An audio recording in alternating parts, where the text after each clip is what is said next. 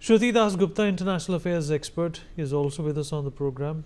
Shruti, the situation in Nepal seems to be pretty serious at this stage.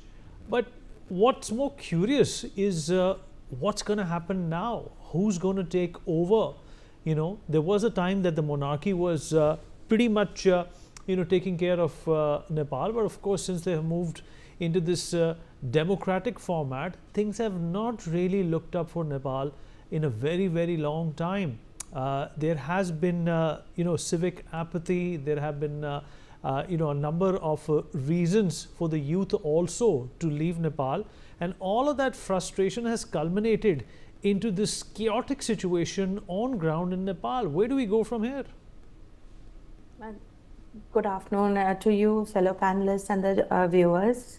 It's a very good question that you've asked, and unfortunately, I wish anybody on earth could answer this, but certainly can't be me, because I can't see where this small spark suddenly lit this huge fire.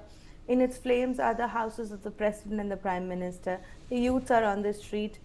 Even though the ban which is the ban that the Gen Z protests are calling, the social media ban as their particular cause for something like this, but that ban has been revoked, so their cause has been met.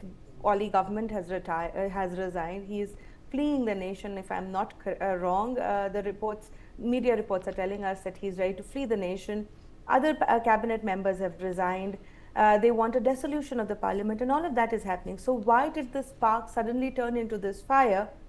Is something that is probably rooted in the 19% unemployment rate that they've faced, the kind of deliberate demography changes that were being employed. Mandarin was being taught in Nepal schools, so that communism kind of format that didn't gel with Nepal's Hindu identity is something that was festering. So what comes forth? What comes forth is probably a pro-monarchy, a pro-Hindu kind of faction will probably present itself in the coming days, and they will lay claim to whatever is left of the throne of Nepal right now. And I mean that as a democratic throne. I don't think the monarchy is ever going to come back in full force, though the king will be probably welcomed back with open arms, and he'll be a statutory head of the government from here on forth, to show that there is a continuance of whatever was a millennia-old civilizational identity of Nepal. So the king would probably find himself neatly throned there,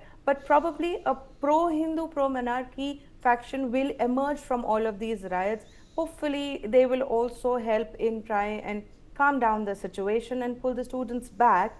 Because right now, if you take, unfortunately, on a lighter note, if you take away social media from Gen Z, they have nothing left to do. And that is exactly probably what happened right now from a largely unemployed youth population of Nepal that has already suffering. It's watching, as your previous panelist said, watching the government and their Nepo kids and their Nepo politicians kind of flourish on their taxes. I believe one of their slogans were, their taxes and your poverty is kind of one of those slogans that are being propelled out on the street. So what we would probably see is a pro-monarchy faction, because there was a large rally earlier this year and sometime last year also, stating that they want their king back. So there is a pro-monarchy faction that is also going to mix into the politics of Nepal as of now. The timing is, of course, very curious, right at the heels of SCO, right before the Oli administration was to engage with Indian administration regarding various trade deals.